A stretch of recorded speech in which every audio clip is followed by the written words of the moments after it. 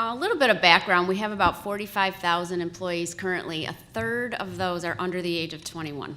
So we really had a business imperative to upskill because most of our future employees come from the front line, starting at the age of 15. Our story actually started upskilling about 30 years ago, except we didn't call it upskilling. We called it talent development, people development.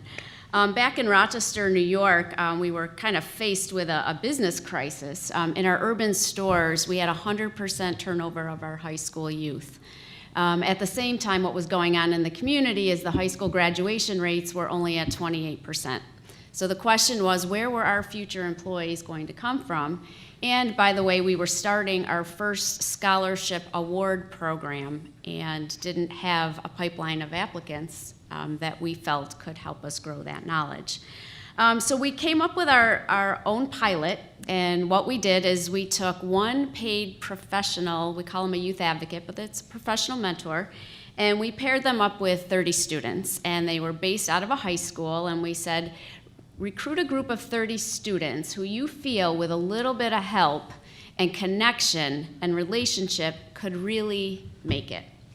So they recruited 30 students starting in the 9th grade, and their responsibility was to connect them with academic and tutoring support, provide them job readiness training, the soft skills, I heard a lot of talk about that, and also an employment experience that was paid that they would have during high school, and then kind of transition them into college. So we did this for 4 years and came up with some really surprising and amazing results.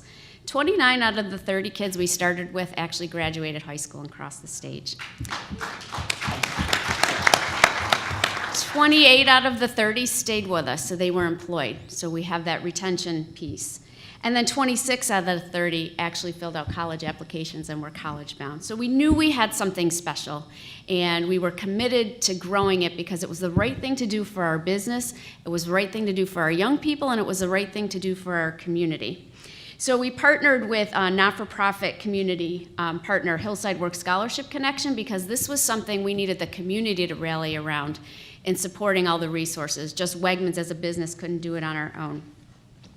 Fast forward 30 years later, what we have is 100% turnover down to 17% turnover in our urban areas, and that represents about $1 million in turnover-related costs per year.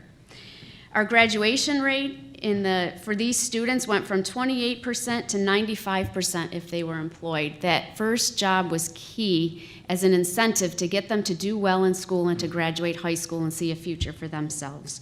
We now have workers that are equipped and skilled for our management pipeline. Many of them are probably in the stores you shop at here in Virginia or Maryland or wherever you're from. Statistically, we've helped over 5,000 students graduate from the program. We're serving another 4,500 today in high school. We're in Rochester, Syracuse, Buffalo, and Prince George's County, Maryland. My message is these are not only Wegmans' current employees, these are our future workforce. So everyone in this room is going to be impacted by this type of modeling.